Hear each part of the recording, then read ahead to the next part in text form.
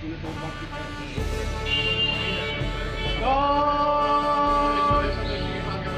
सलाम सलामी सब।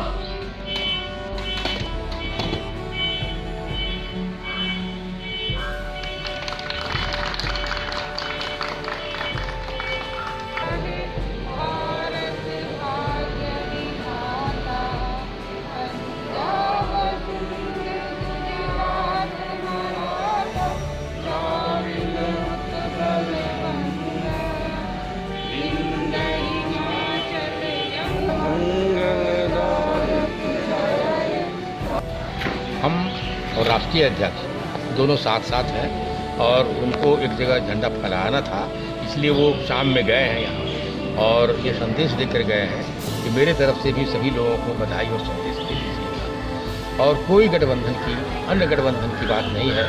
जहाँ हम लोग गठबंधन में पहले थे, अभी भी बने हुए हैं, कोई नए गठबंधन की अभी बात नहीं चल रही है।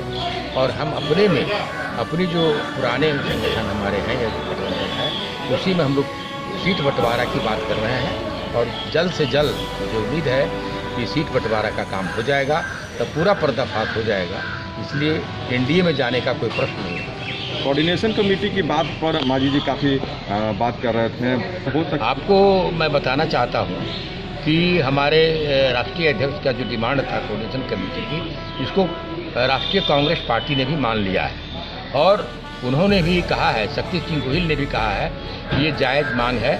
और जो कांग्रेस पार्टी के राष्ट्रीय अध्यक्ष हैं सोनिया जी और पूर्व जो अध्यक्ष हैं हमारे राहुल जी, उन्होंने भी कहा है कि ये तो होना ही चाहिए और बिना कोऑर्डिनेशन कमेटी के आपस में बैठ करके हम कुछ नहीं कर सकते हैं।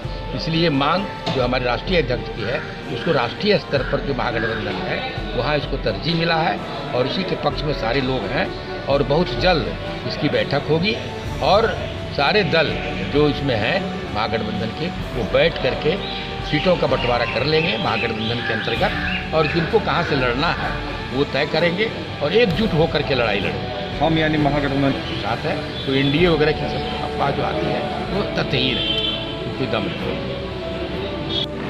भारतवासियों को और खासकर बिहार वासियों को मैं बधाई और शुभकामनाएं देता हूँ।